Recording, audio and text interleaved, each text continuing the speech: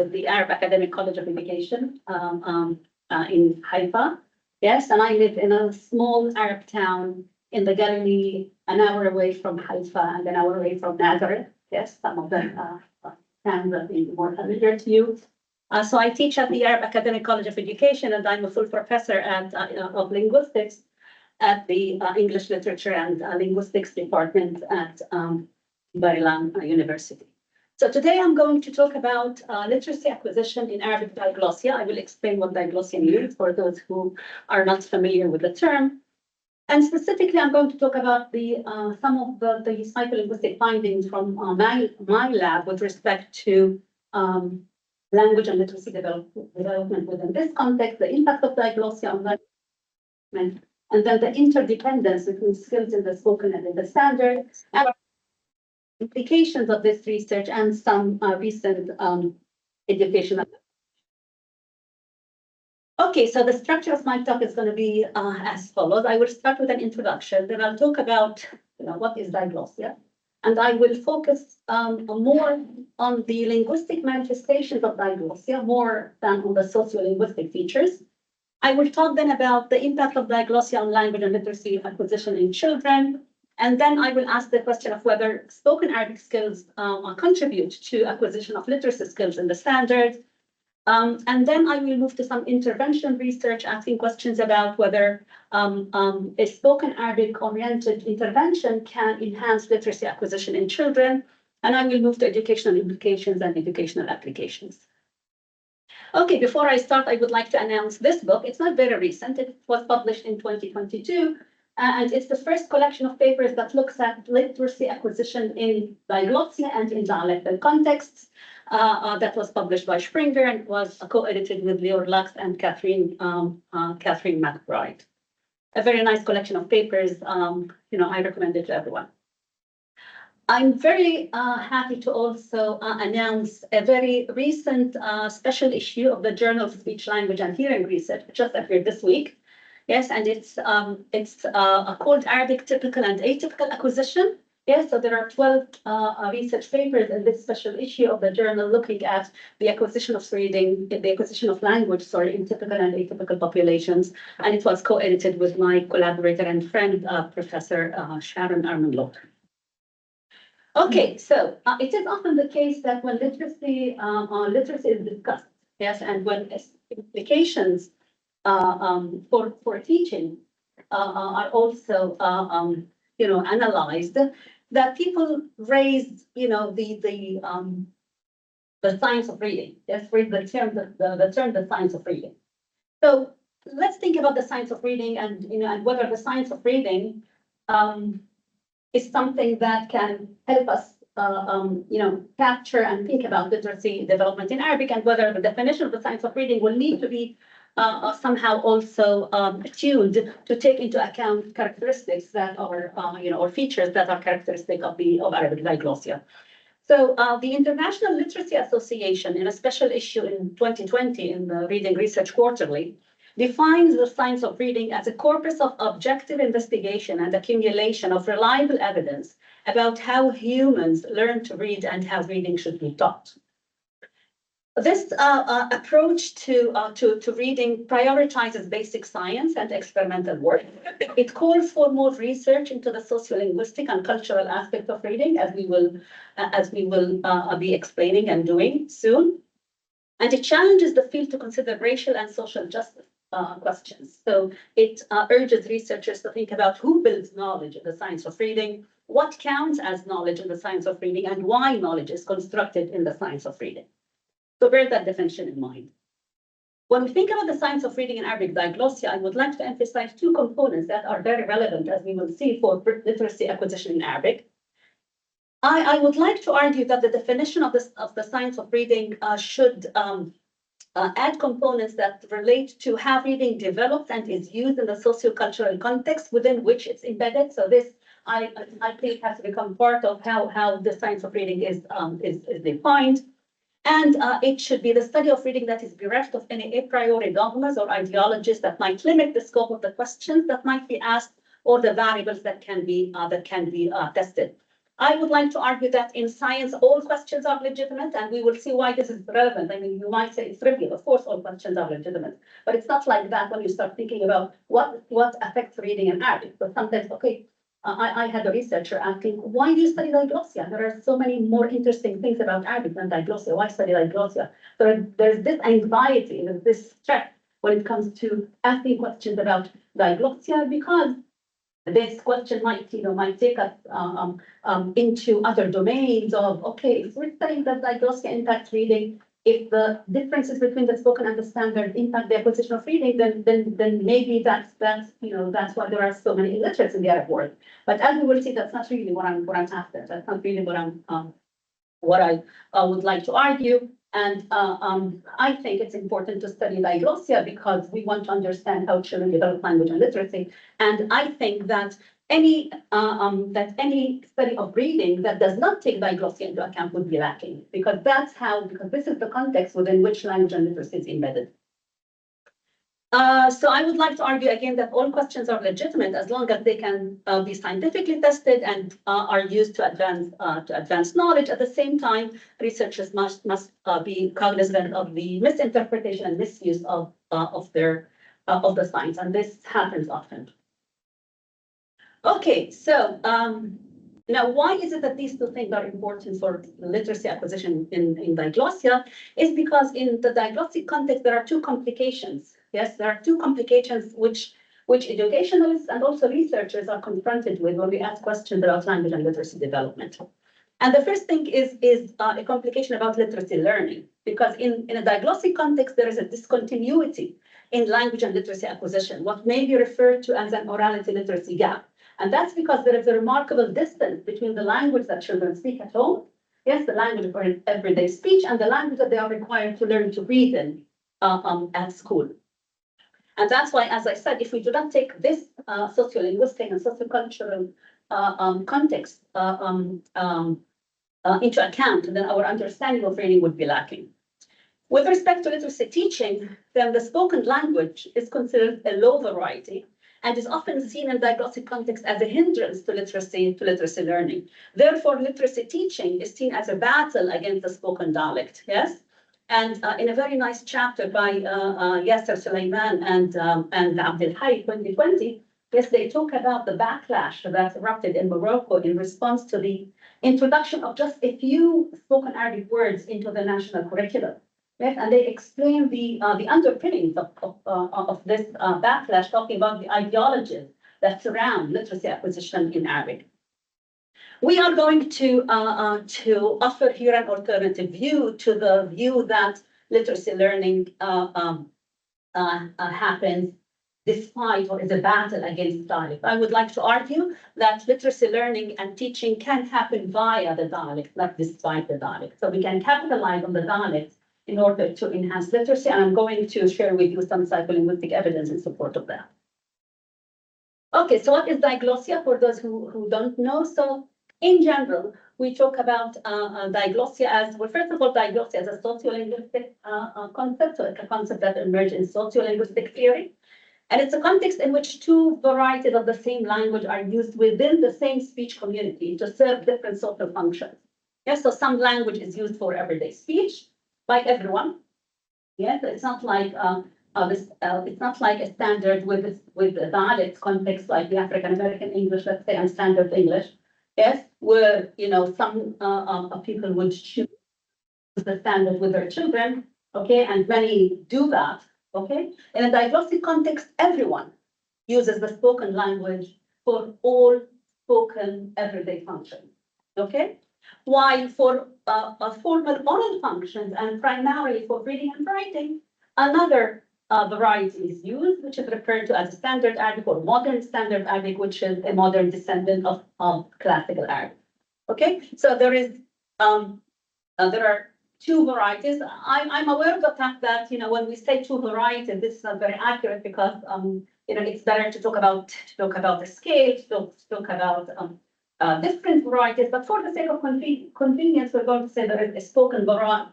There is a spoken Arabic, which is an umbrella term that we use for all spoken vernaculars used across the Arabic-speaking world, and those are used for for everyday interaction. So I speak Palestinian Arabic. If you're from Jordan, you'll be speaking Jordanian Arabic. If you're from Egypt, you'll be speaking Egyptian Arabic. Some of these varieties are mutually intelligible, some are not. So I find it very hard to understand Tunisian Arabic or Moroccan Arabic, but I can understand Egyptian and Jordanian and Lebanese Arabic. Yes. So there are different spoken vernaculars, and there is a rather uniform standard variety. Okay, that is used for reading, for conventional reading and writing, not on the social media, because people today use, in a way, a transcribed version of the spoken dialect on social media. Okay, so we're talking about conventional reading and writing. All conventional reading and writing happens in standard Arabic, including, of course, textbooks, education, and even children's books. Everything happens in standard Arabic. So there are two important features of diglossia. The first is this socio-functional complementarity or rigid separation between the two varieties. So as I said, the spoken Arabic vernacular is acquired naturally as a mother tongue, and it's used for all everyday functions. Yes. Standard Arabic is a modern descendant, which is a modern descendant of classical Arabic, is the language of conventional reading and writing. Yes, and it's learned mainly formally at school via literacy instruction and education. So that's one very important feature.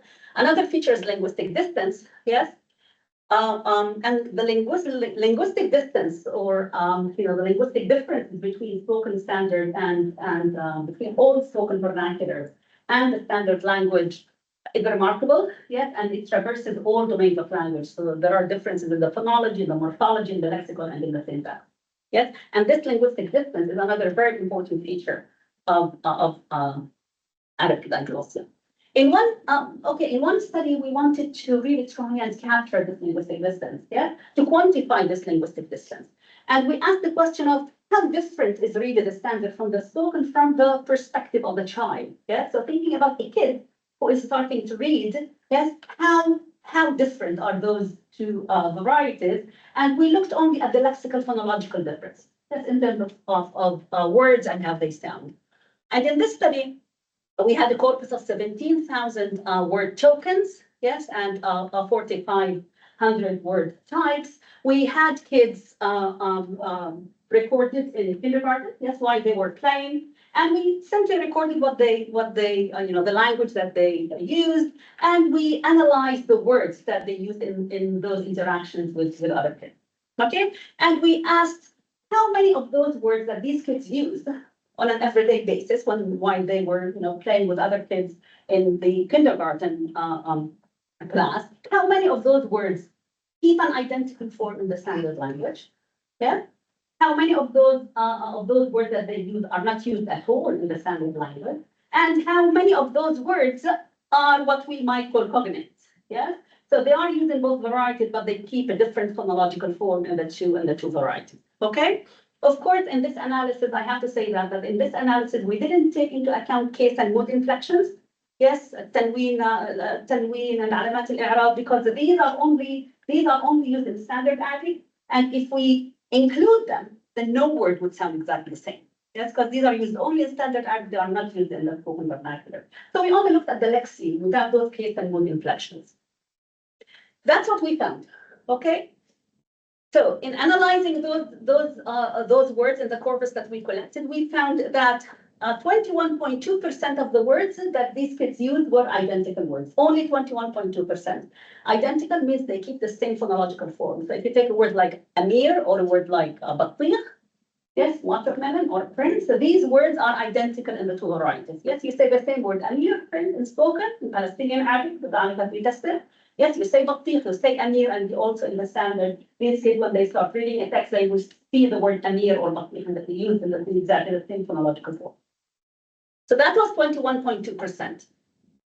40.6% of the words were what we might call cognates. So these are words which these kids use in the spoken. They are used in the standard, but they have different phonological form in the standard.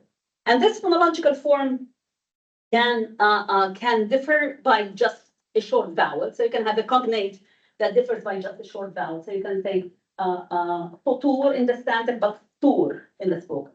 You drop the vowel. Futur, stur. You can say qalam, alam. or pen, qalam, alam, yes, a consonant. Or we can have cognates with a distance of a consonant and a vowel, yes? And we can have cognates of more than 2 phonological parameters. Yes, we found cognates by as many as 8, I think, phonological parameters. And that's where we stopped and we thought, we can't really see that there is any, relationship between the two words. Okay, so these were 40.6% of the words, and then 38.2% of the words were unique spoken Arabic words.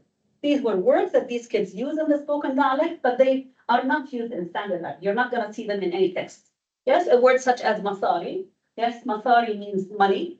In standard Arabic, you wouldn't write masari, you would write nuqud. That's the standard word. That's the equivalent of masari in the spoken. So if you look at this distribution of lexical knowledge, you find that only 21%, thinking about this kid who was just a few months before grade 1, learning how to read in grade 1, only 21.2% of the words that he or she uses are going to keep exactly the same form in the standard. Yes, there is the additional 40% for which they have to learn a new slightly different phonological form. Sometimes it's slightly different, sometimes it's a very different phonological form. Yes, and there are the approximately 40% additional words for which these kids have to learn a new lexical item. Yes, these are high familiarity words, high frequency words, but these kids have to learn a new lexical form. So that's in terms of how distant, how distant the spoken vernacular is from the standard language. Bear in mind that Palestinian Arabic is considered a variety that is quite close, to the standard. Yes, close to, let's say, Moroccan or Tunisian. And I'm basing this argument on a study by Quake, I think, and Quake, who tried to computationally to look at differences across dialects, and they argue in their paper that Palestinian Arabic and Jordanian Arabic, I think, were the closest. Okay, so we're talking about a variety that's not very different, but sufficiently different, yes, from the perspective of children.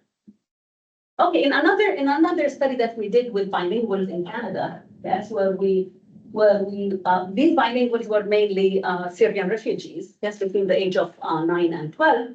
We also asked, okay, let's look at the lexical distribution of these bilinguals, yes, as they tell stories, yes, as they produce narratives. So we used an Arabic version of the test of narrative language. We asked those school students to tell a story from this picture, and instructions were given in standard Arabic. It's important to add, and also the task was administered at school. These are important, important little things. But if we say that the task was administered at school and instructions were given in standard Arabic, this might affect the code that they choose for narrative production. So that's what happened in this study, and we did an analysis of the lexical items that they used, an analysis that's similar to the categorization that I have just explained. Yes, and I think it's a rubric that we developed, and I think it's very useful in really understanding, whether children are aspiring to use the standard. So if you have two words, a spoken and a standard, and you choose the standard rather than the spoken, when both are available for you, then this says something about either the abilities or why you are going for one variety rather than the other. So we use this rubric for which we looked at the lexicon as being either identical, consisting of either identical words, cognates, and we asked, did the bilingual children use the spoken form of the cognate or the standard form of the cognate? We looked at unique words, and again, we analyzed the spoken or the standard form of the cognates, of the unique words, sorry. And what we found was that the bulk of the lexicon that these bilinguals used was a spoken Arabic, yes, but part of it was identical words. Now, the identical words are not very informative, yes, scientifically, because you just have one form, yes, so it doesn't tell us whether you're going for the spoken or the standard, okay, so they're not really informative with respect to code choice, yes, but when we excluded the identical words, we found that there was an approximately even distribution between spoken and standard, yes, so 38% of the words were either cognates in the spoken form or unique spoken words, and the other 38% was either, again, cognates in the standard form or unique standard Arabic words. English code switched words were 2%. Yes. Also in our study in kindergarten, 2% of the words were Hebrew code switched words. Yes, because the sample of the study was Palestinians living in Israel. So we also had 2% which were code switched words. Okay, so what we see then is that, you know, speakers have these two lexicons, the spoken and the standard, and in narrative production, those bilinguals are using, you know, approximately an even number of the spoken and standard lexicon. In another study, we looked at adults. Yes, we asked those adults. This is a study that also looked at school children, but I'm presenting here the data from adults. Yes. And we asked, what happens when we ask those adults, Arabic speakers, yes, Palestinian Arabic speakers, to produce a narrative? We asked them to produce 3 narratives: in spoken Arabic, in in standard Arabic spoken, in standard Arabic written, yes. And we wanted to see whether they recruit different linguistic tools when they're telling the same story in the different varieties. So we wanted to look at the contribution of variety distinctions and modality distinction. So we were looking at standard spoken and standard written. What we found was that, you know, this is an example of how adults would behave when they are telling the same story in the different varieties. So that's an adult who was saying a sentence, meaning, I made him understand that this thing is wrong. Yes? وفهمته إنه هذا الإشي غلط. وفهمته. Yes, I made him understand. And this root, فهم, meaning understand, was used in this pattern. Yes, this, you know, the fahm pattern with the consonant Germany in the beginning. And that's and this pattern, this verbal pattern is very productive in spoken Arabic. Yes. You might not know that when we think about words in Arabic, then words are constructed around a consonantal root and a vocalic pattern. Yes. So all content words, and especially verbs, all verbs would have a pattern and root consonants inserted within this pattern. So this pattern, faham, yes, like faham, darras, kattab, yes, all these words have the same pattern but different root consonants, and they all mean to make somebody do something. Okay. Now, in this case, we found that when they were telling a narrative in Palestinian Arabic, they would say, "Ufahamtu innu hada ghalat," using this pattern. But when this same individual was saying the same sentence in standard Arabic, he would use a different pattern. He would say, وَأَفْهَمْتُهُ, yes? And وَأَفْهَمْتُهُ وِجْهَةْ نَظَرِي. Yes, let's forget for now about وِجْهَةْ نَظَرِي and concentrate on the pattern. So in saying the same sentence in standard Arabic, they were using a different pattern, verbal pattern that's more characteristic of standard Arabic. So what we find is that native speakers can navigate the two vernaculars, recruiting different linguistic tools when telling a narrative in spoken Arabic versus in standard Arabic. By the way, there wasn't, we didn't find, a difference between standard Arabic spoken versus standard Arabic written, implying that the main difference is, or the main factor is a variety factor rather than a modality factor. Okay, so as I said, it looks like everything is fine, and and native speakers can navigate the language varieties, and they in a way they master both varieties. And then the question is then, why is it important to study the role of diglossia in language and literacy acquisition? Yes, and the reason that we need to understand the role of diglossia in language and literacy acquisition is because reading is grafted onto oral language skills.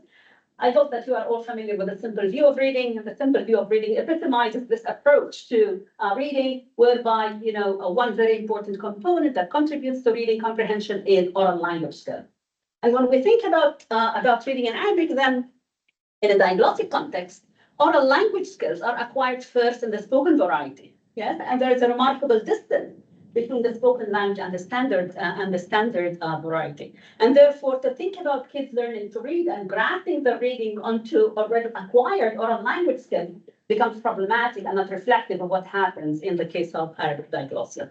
This, of course, this linguistic distance also happens in a context where there are other features that contribute to strengthening the effect of linguistic distance, and that's the fact that exposure quantity and age of exposure acquisition, which are very critical for language development, are also different for the spoken and the standard. So exposure to the standard is very limited because the standard is used for a limited set of functions, and acquisition is sequential. So children first acquire the spoken, and then later on at school they acquire the standard. And mode of acquisition is also different. So the spoken language is acquired mainly orally, yes, from active speech, but the standard language is more a language of reading than for oral language interaction. And active use is very limited.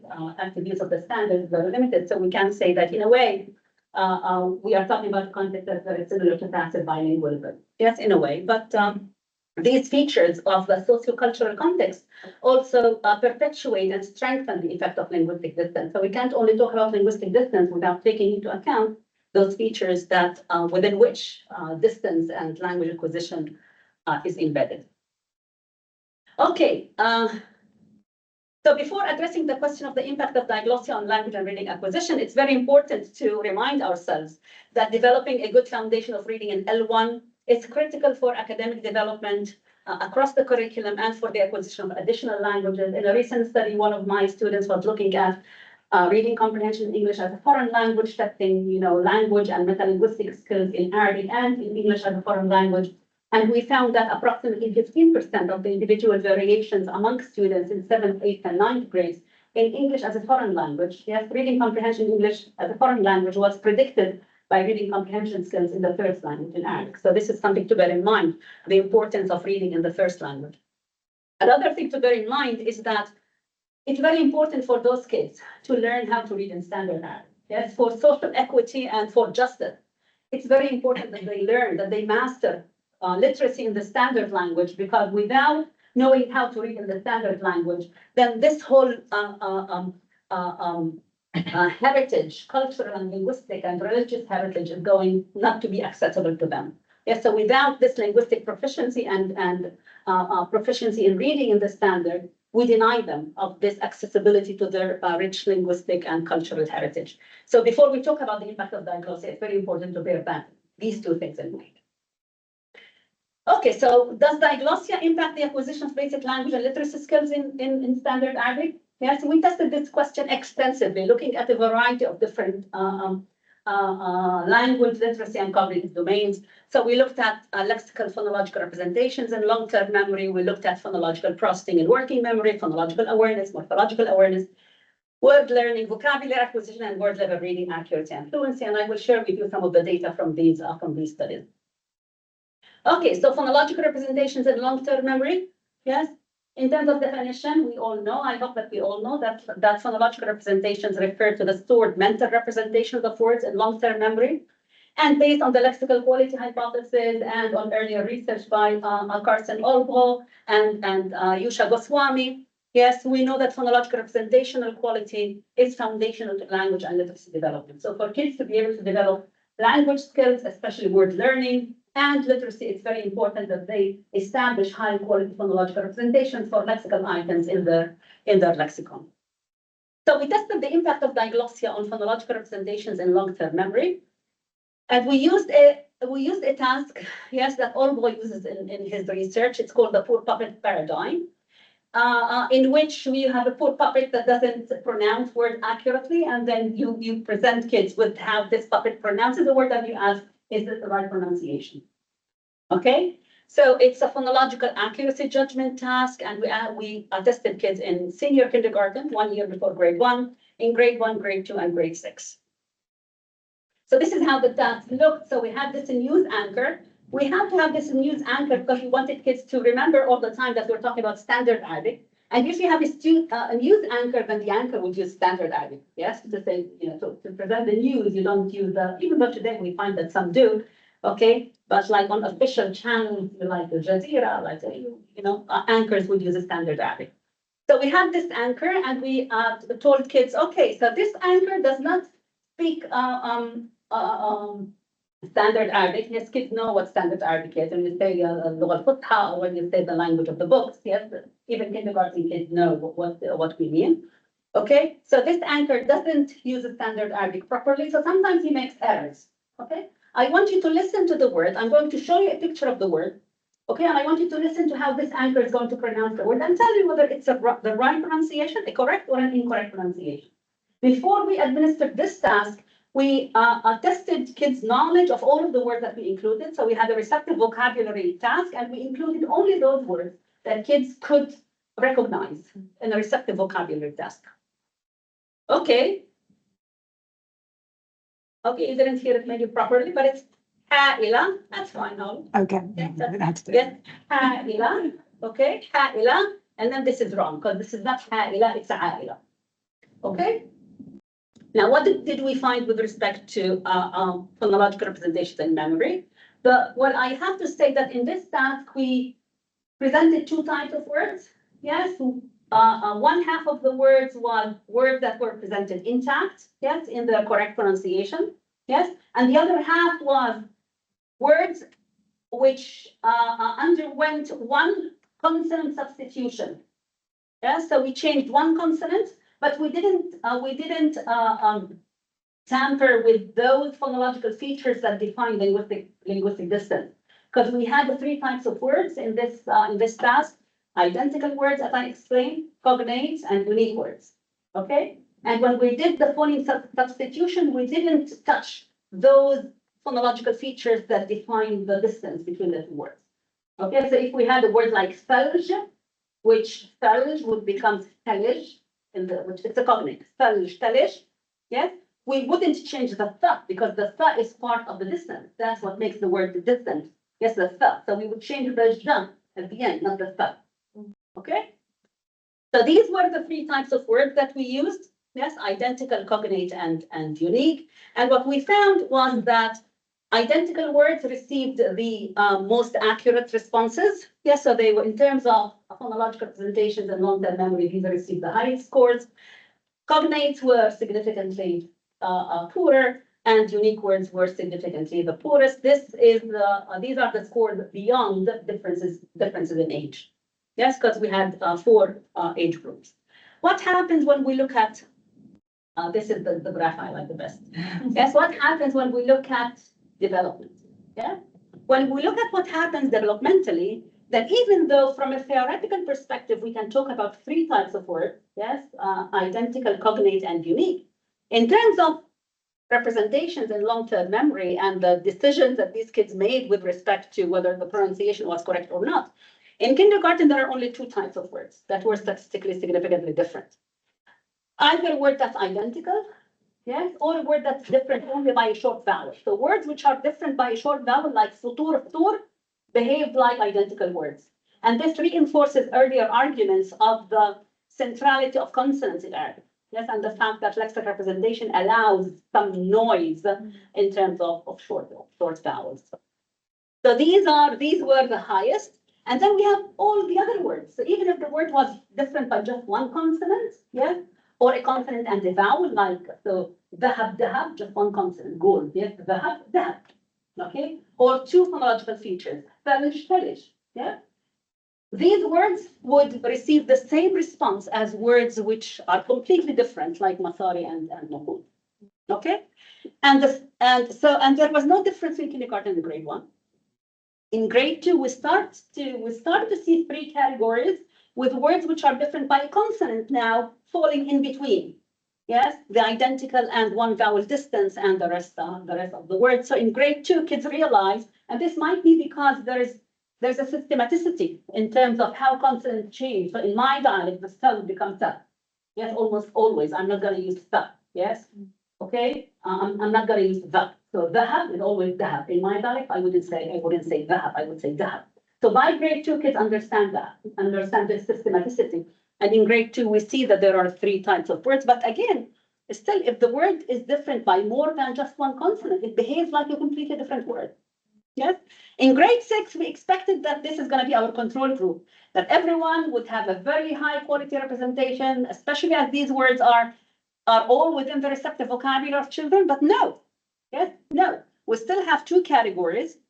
Yes, and words which are different by more than 2 phonological parameters are very much like unique words. Okay, so this really demonstrates the complexity of the lexicon and really the psychological reality of the linguistic distance in the lexicon of children.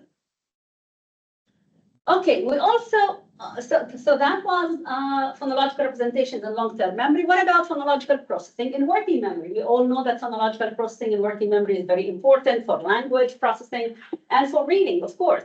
And we also know that children who have developmental disabilities, such as dyslexic kids and kids with developmental language disorder, yes, have severe difficulties with phonological representation in memory.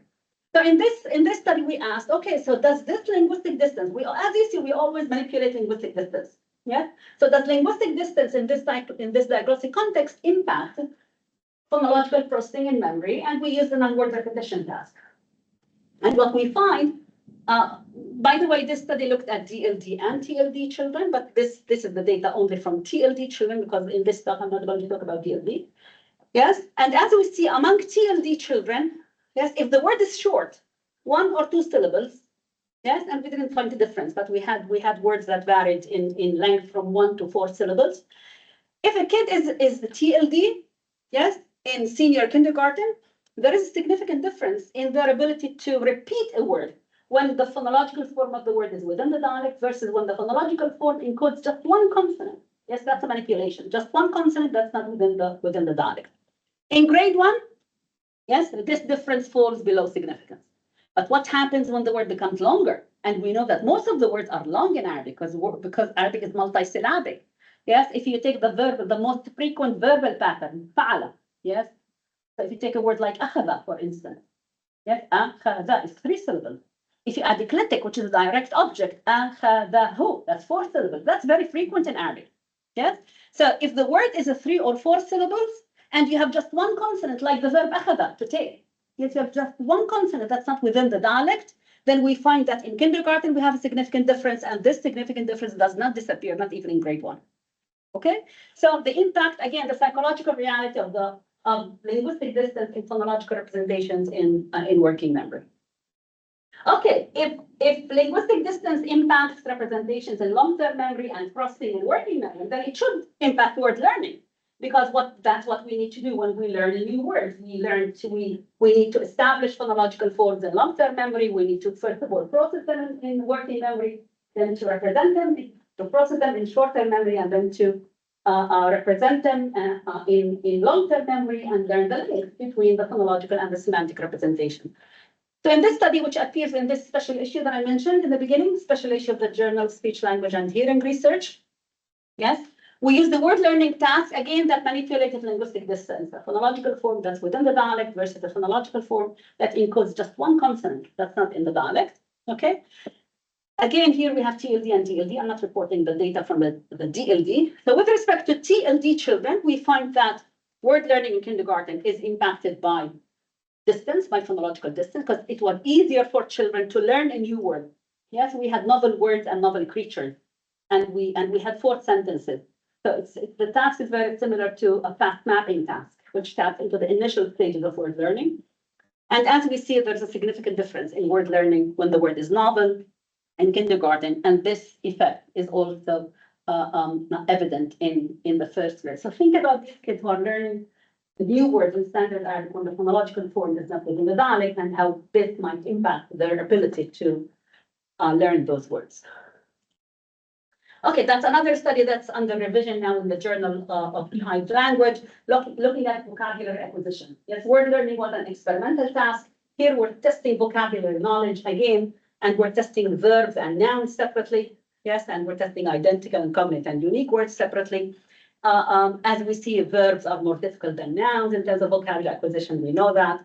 Yes, and when we look at distance, we find that in receptive vocabulary, we don't see this very consistent difference in identical, cognate, and unique. Yes, in the case of nouns. Yes. But when we look at expressive vocabulary, we do again find what we would expect for the difference between the three categories of verbs. So this paper will appear soon, hopefully, in JCL. So we talked about language, but what about literacy? Yes, and phonological awareness is key to literacy development. And our research in a variety of papers, we looked at phonological awareness. So we had papers looking at phoneme isolation, phoneme recognition, phoneme and syllable segmentation, blending and deletion, in several papers.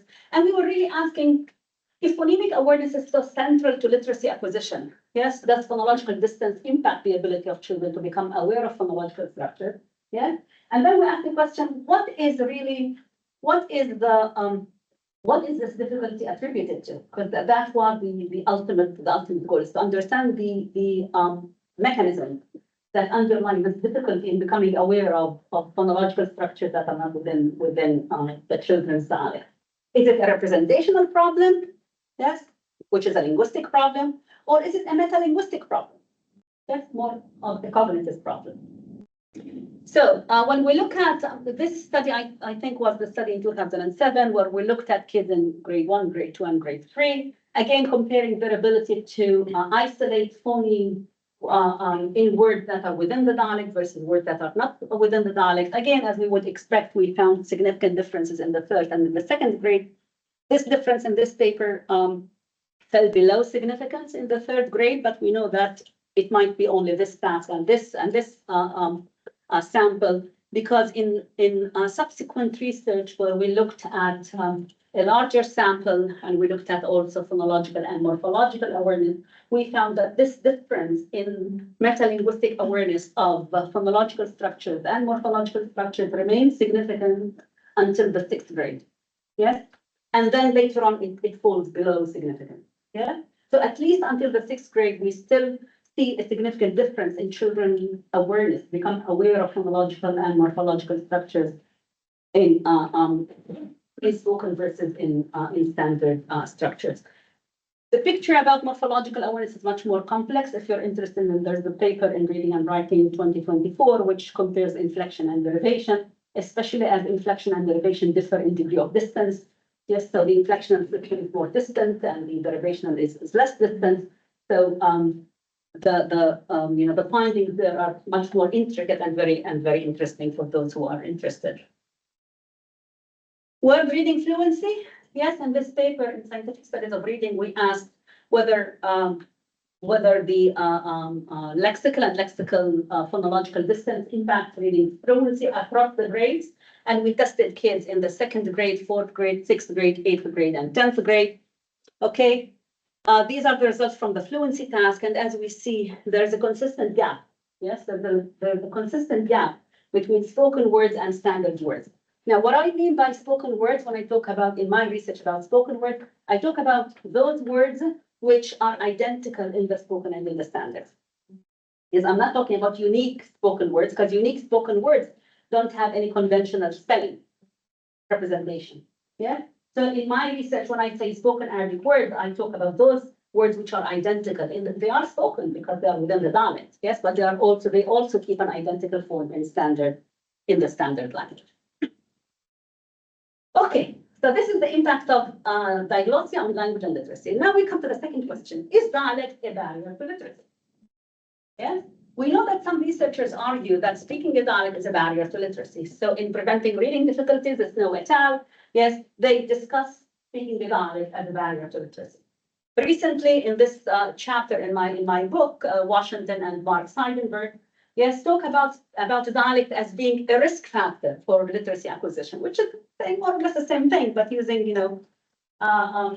less impactful terminology, more educationally appropriate terminology.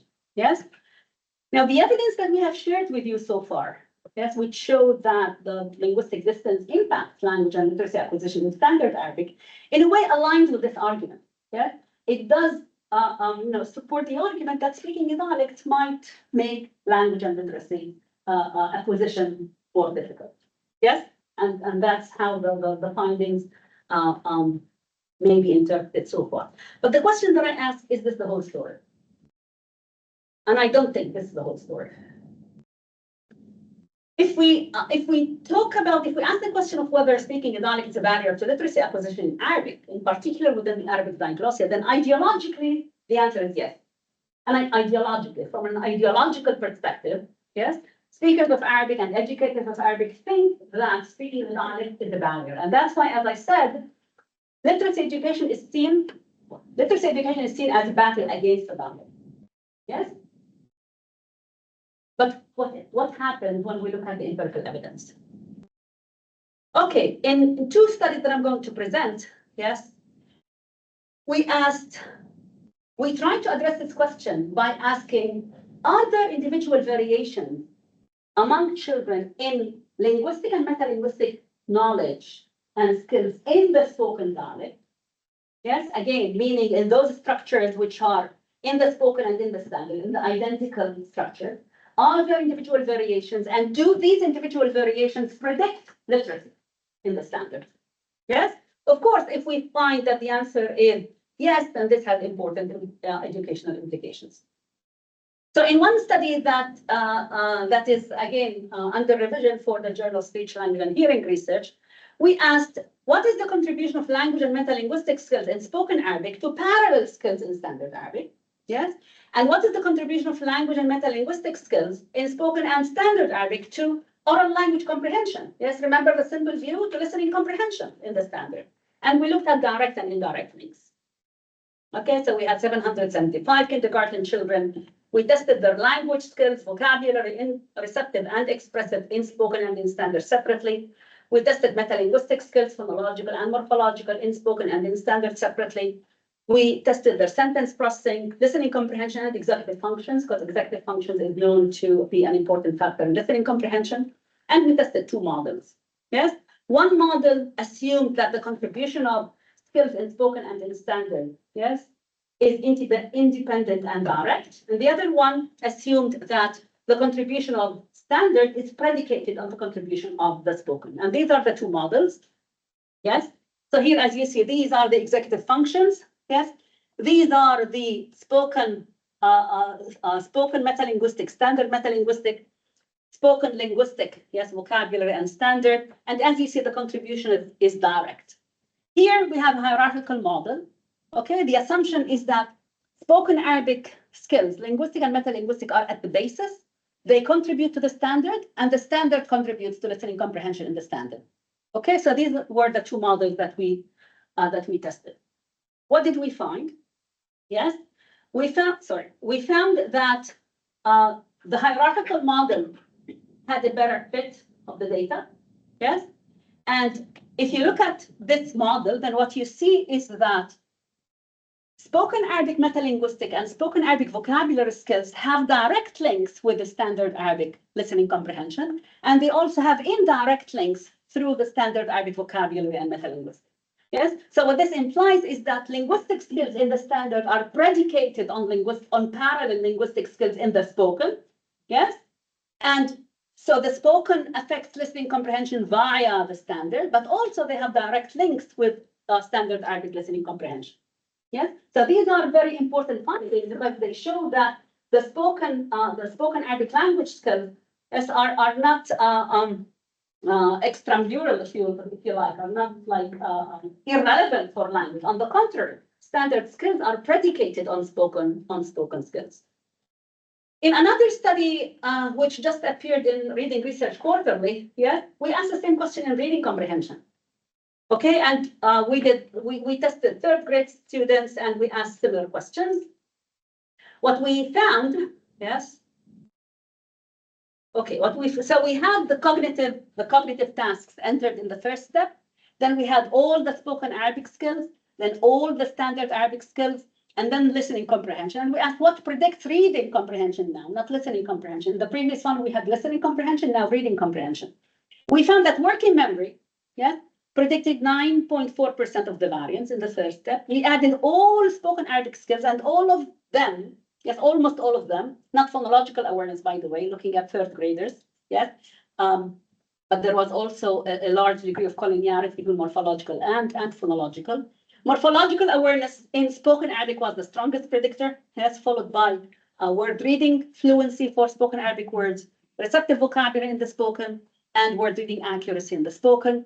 Among the standard Arabic skills entered next, yes, only standard Arabic word reading accuracy, and then listening comprehension added after all of these spoken and standard contributed 6.9%, and the whole model predicted 61.3% of the reading comprehension scores in the third grade. Okay, implications and applications. So summary of the findings, linguistic distance. Yes, summary of the findings. Linguistic distance challenges children's acquisition of language. Standard Arabic. Yes, these challenges are linguistic in nature. Yes, and are attributed to linguistic difficulties in the spoken, first of all. Language difficulties like vocabulary difficulties in for words that are within the spoken dialect. Metalinguistic and decoding difficulties in the spoken first, but also in the standard, of course. Yeah, and linguistic difficulties in the standard, establishing and accessing high quality standard Arabic linguistic representations. Yet, it's important to remember that language and metalinguistic skills in the spoken and in the standard are interdependent. Language and metalinguistic skills in spoken Arabic predict parallel skills in standard Arabic, and language and metalinguistic skills in spoken Arabic predict language comprehension and reading comprehension in the standard. So what are the implications of these findings? The implications suggest, yes, or the findings suggest, sorry, that to help children develop literacy skills in standard Arabic, we have to use a diglossia-centered and a multi-domain instructional approach. Yes, and I will explain what I mean by that. Diglossia-centered means that we have to train linguistic representation in the standard via linguistic distance-sensitive exposure. Yes, not all words are the same. Yeah, words which are different by degree of distance are going to be more difficult. So you need a graded kind of exposure. You need to train metalinguistic skills first in the spoken, and then gradually and in a linguistic distance-sensitive manner in the standard.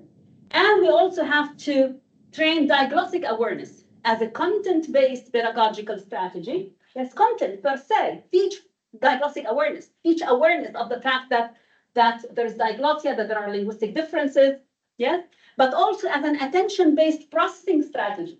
Yes, train children to pay attention and to navigate the two language varieties. In addition to the diglossia-centered approach, use a multi-domain approach that combines executive functions, which we found to be very important, yes, with language and literacy skills. So language, literacy, and executive functions. And these are, and the applications, and I will end with those, the 3 applications that we have developed, try in a way to take those assumptions and put them in interventions for children in kindergarten and in grade 1 and grade 2. So the first application is ADVIN, Arabic Diglossia-Centered Multi-Domain Intervention for Kindergartners, which is a web-based intervention program that's diglossia-centered, as I explained, and multi-domain, includes combines language literacy and executive functions. Yes, it targets a variety of different domains, phonological awareness at the different levels, syllable, the CV unit, which is very cohesive in Arabic. Yes, what's called the body coda of the CV unit, phoneme level. Yes, all the different phonological awareness levels, morphological awareness for inflection and derivation, letter knowledge, vocabulary, narrative skills, and word decoding. Yes, we tested this intervention with 1,054 children, and we found the differences between kids in the intervention and in the control group across a variety of tasks.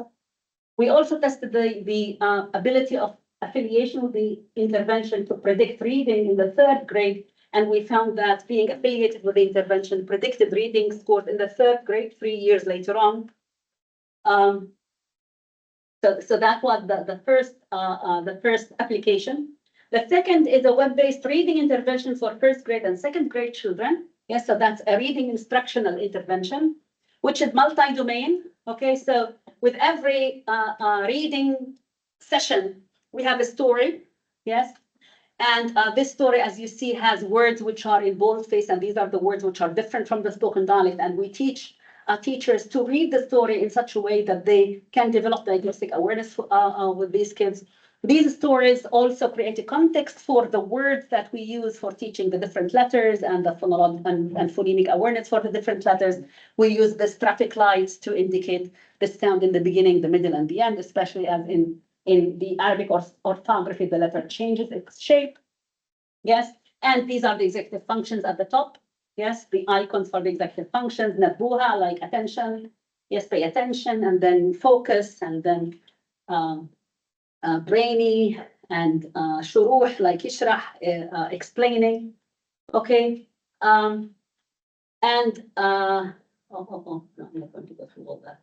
Okay, and this is the diglossia awareness. So this is the icon for the diglossia, and every time there is a new word, we challenge kids to think about how this word would sound in the spoken. Yes, and these words will either have a unique representation of the spoken or a phonologically overlapping form in the spoken. And the last one is an assessment tool, BOLS, which is an assessment battery for kindergarten and first grade children, which targets several domains, and it's norm-based. These are the domains that it covers: literacy, cognitive skills, metalinguistic, and language. And that's what the, those who use the battery, this is the kind of output that they get. So there are different norms for the lowest 7%, 25%, 50%, 75%, and 39%. And for each kid, you will be able to know where he is with respect to each of the domains.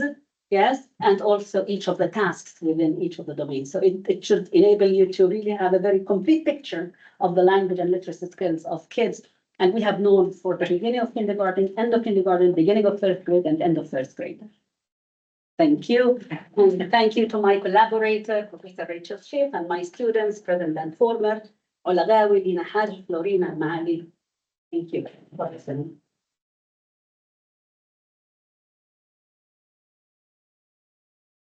Thank you very much. Well done. 2 minutes. I've got 2 minutes. If anyone has any question. I just want to make some comments. Yes. Or question again. This is the first time I learned about the diglossia, and at first I thought, how that may relate to me, but to the end I find it's greatly closely related to what I'm doing. From a different perspective, I also advocate this kind of, I use a different term from teachers' training's perspective. I use a contrastive study of languages. So I just find your research provides very good rationale for my course design. I've just designed a course for teachers, for English teachers from China. I am originally from China. Yes. So on that course, I want the teachers, the training teachers, very experienced English teachers, to teach students with this very clear, conscious comparison and contrast between Chinese as a mother language and English as a foreign language. And that actually, matches with your study, and your study provides very strong, robust rationale for that kind of design. So that's my comment. Yes. My question is this kind of metalinguistic distance or linguistic distance sensitivity approach is your argument or your theory, or can you recommend any other articles to or researchers? Articles? Yeah. Okay. Let me take the first point. Yeah. Okay. Contrastive analysis is not the only thing that we're doing here. But if we're doing only contrastive analysis, we can go back to 1964 with Lado and thinking about, explaining difficulties in second language learning and predicting difficulties in second language learning from similarities and differences. So the reality is much more complex than that. Yeah. And beyond the linguistic differences, we have to think also about the metalinguistic skills, which are not part of this contrastive analysis design. We have to think about whether differences and similarities have the same consequences in the different domains of language. And we find again that there are some intricate differences that pertain to that.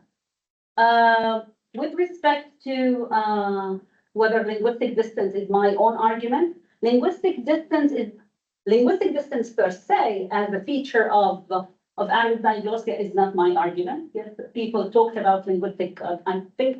I think the first one to talk about linguistic distance. I can't remember, but maybe in the 1990s. But I was the first to study the impact, the consequences of linguistic distance from a psycholinguistic perspective.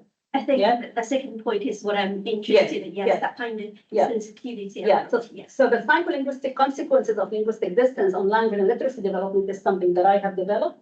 And if you're interested in a review chapter, then in my book, which I mentioned, 2022, the Handbook of Literacy in Diglossia, there is a chapter 8, I think, in which I talk about the rationale, the theoretical framework, and the synthesis of the findings in terms of this question.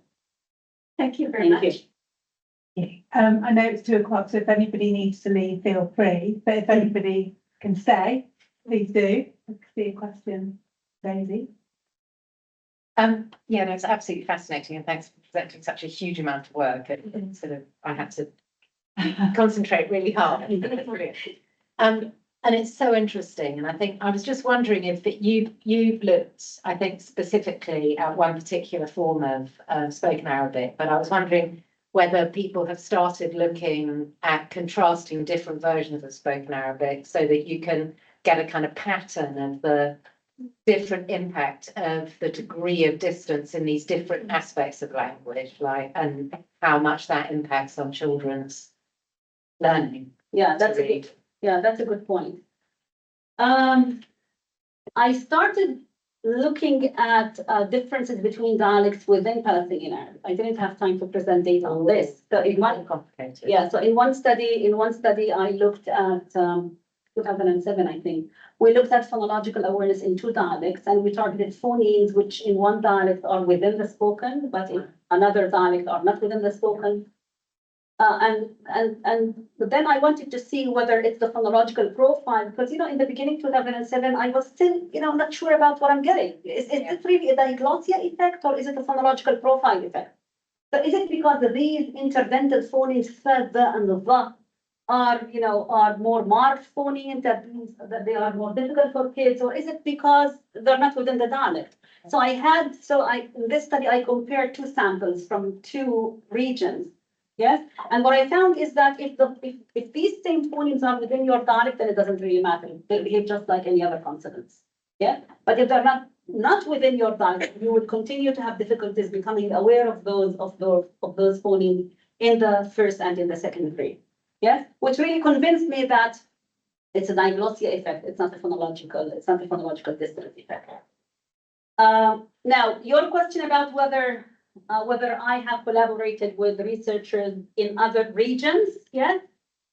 Not yet. Yes, not yet. I started a collaboration with a group in Morocco, and I'm starting to get collaborations with researchers in other places, including in Palestine. But we don't yet have data to share. But yes, this is something that I would like to do. Thank you. Yeah, and thank you so much, Eleanor. Really fascinating and really interesting to hear about the kind of the distance between the kind of spoken Arabic and the standard Arabic. And I was wondering, it made me wonder about how that kind of manifests in terms of children's experiences of reading in the home and the family environment in early childhood, and whether you've kind of looked at what impact that has in literacy development at all. That's study underway. Yeah, okay. That's a study underway.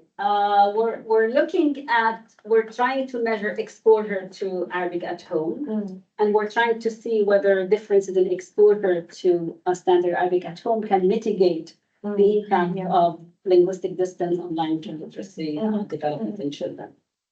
Yeah, really interesting. Yeah, but in one study, we did an analysis that looked at differences between items versus differences between children, and we found that differences between items, looking at identical, cognate, and unique, were stronger than the differences between children, which implies that differences between children with respect to how much familiarity they have with the standards is less significant, less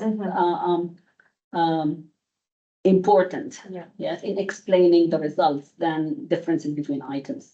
Yes, but this is something that's a study that one of my PhD students doing.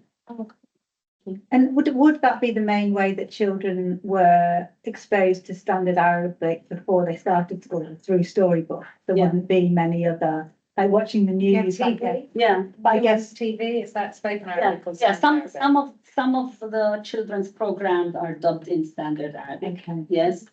So it would be mainly exposure to TV, in religious families, the reading of holy books, you know, the Quran or the Gospel. Yeah, everything is written in standard Arabic.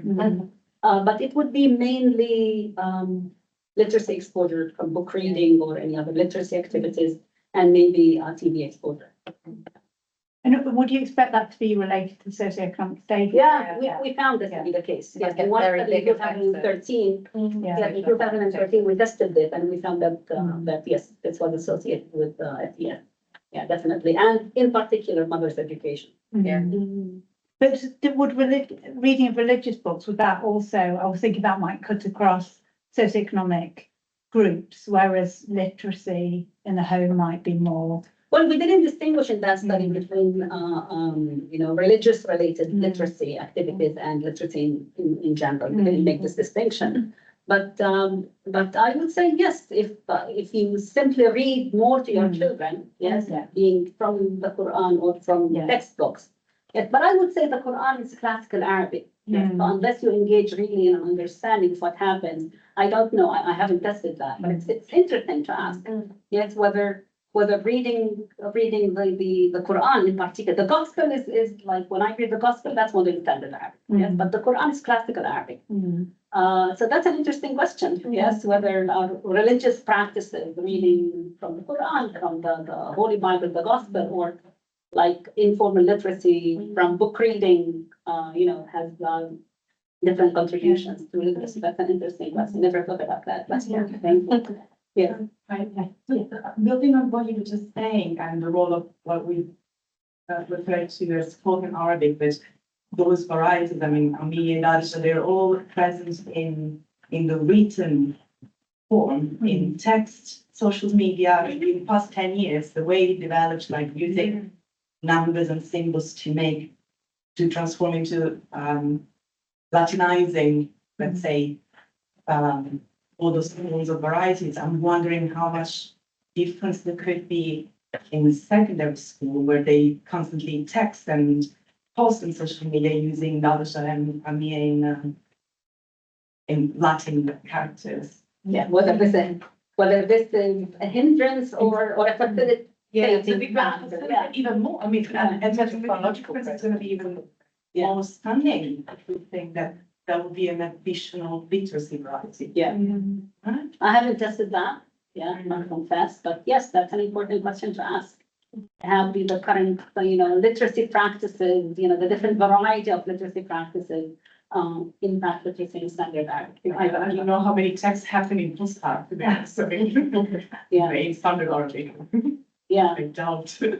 They don't. It happens in spoken Arabic. I mean, when I started using WhatsApp, I always tell this story. When I started using WhatsApp, like a few years ago, I would write to my children in standard Arabic, and then they would laugh. You're sincere. Grandma, I can't see. My mom is writing WhatsApp in standard Arabic. Of course, I would write it in standard Arabic. Yeah, That's the way to write. But now I write it in spoken Arabic because I learned how the medium works. Yeah. Yes, and this medium works, you know, in spoken. So if you write a standard, actually, you make fun of yourself. Yeah. Yeah. So do different varieties of spoken Arabic share the same grammatical rules and the standard Arabic? The different spoken vernaculars are different from each other and from the standard, but the standard is probably Just like different languages? what's the language? Just a dialect. Well, that's a very good question. Yeah. What's a dialect? What's a question? What's a dialect? What's a language? But, you know, that's not a question that may be answered only from a structural perspective. Yes, it's a socio-political question. In China, you talk about dialects, but you talk, you know, different Mandarin and different languages, and the same for Arabic. Yeah. So we refer to these varieties as dialects. So what do you think impacts most as far as the linguistic distance is concerned? It means the phonological perspective or grammatical? Yeah, grammatical. Yeah, of course. Which area impacts most? Oh, which area impacts acquisition more? I would say I haven't conducted a study that looks at, you know, word distance in which domain yeah, impacts whatever literacy consequence more. But I would say that to address this question, you have to look at development. Yeah, so phonological features might be very impactful, very important for literacy acquisition among beginning readers, let's say in the first grade. Yeah, but later on, morphological differences might be more important, and maybe later on, lexical differences would become more important. Yeah, So for explaining, let's say, reading comprehension or listening comprehension. So you have to take a dynamic kind of approach to asking this question about. So in your research, how do you define the distance in very measurable way? How do I Define the distance, yeah. How do I operationalize the Yeah. distance? Yes. The way I operationalize the distance in my research is, as I said, by referring to structures which have the same form and function in the spoken and in the standard. And these are what I call identical. Yeah. So if you have a phoneme that is in the spoken and in the standard, that would be an identical kind of so I would say I would call it a spoken phoneme. Yes, and I would compare this with a phoneme that is only standard, not within the spoken. Yes, spoken versus standard phoneme. If I look at morphology, then I can take a morpheme that is used in the spoken in the same form and in the same function. Yes, and compare this with another morpheme that is not used in the spoken, only in the standard. Yes, so for instance, if I say akalu, like they ate, the u in akalu, yes, which is like the plural perfective inflection, is used in exactly the same way, in the same form and the same function in the standard. So this will be identical. But if I say akaltu, like I ate, yes, but in the standard, akaltu in the standard, but in the spoken I say akalit, so I don't mark so that would not be identical. That would be standard.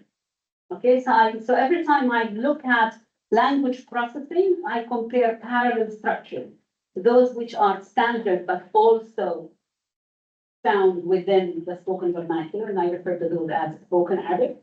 Yeah, versus those that are not within the spoken. They can be different in form. They can be different they can be different also in terms of form and function. Okay. I think this question may relate to, it's a very important question to define languages because you are studying the linguistic distance. I was trying to conceptualize how on earth Arabic languages could be different languages because it's for us, I know nothing about Arabic. So my thinking was an analogy. The best analogy is the simplified Chinese and the traditional Chinese. That might be sort of similar to the languages you study, the distance. Yeah, well, I need to know what simplified Chinese means to be able to address Yes, this question. yes. Yeah. So that's why, to understand distance between the languages, because you gave us a definition of your study, the languages you study is, they are different languages, not variations, not dialects of Arabic. Is that? Yeah. Usually when we talk about different varieties of Arabic, we don't refer to these as languages. No, we refer to these as dialects. Yeah, so the different spoken Arabic varieties are referred to as dialects of the same language. Yeah, and as I said, there is no clear, simple one answer to this question because the answer to the question of whether a variety is a language or a dialect is not a strictly structural question. It's a sociopolitical question.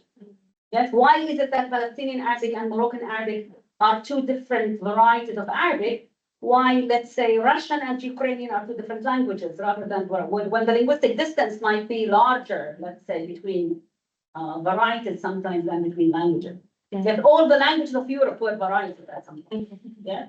So again, it's not, and if you look at ethnologue, where it lists all the different languages, yes, they don't use only one criterion for deciding whether something is a dialect or a language. So mutual intelligibility is one thing. Yeah, but also psychologically, how do you feel about your language? Do you feel that you speak the same dialect? Yeah. From a psychological perspective, yes, sometimes I get annoyed when I'm referred to as a bilingual. I'm not bilingual. That's with reference to spoken Arabic and standard Arabic. Yeah. To me, as a literature in Arabic, yes, I do not conceive of the two varieties as two different languages. Yeah. So for me, these are varieties of the same language. Yes, my language is diagnostic, and we have two varieties. Okay, but from the perspective of the child who hasn't yet mastered the standard Arabic, yes, these structural differences are very meaningful for him. And in a way, they impact the way he can process language and he can acquire language. That's exactly my research interest. In what way does it really affect him? In what way does it affect him? And how can I help him or her develop language and literacy better? I think we can continue these discussions over coffee now, but thank you very much, Thank you Eleanor. very much.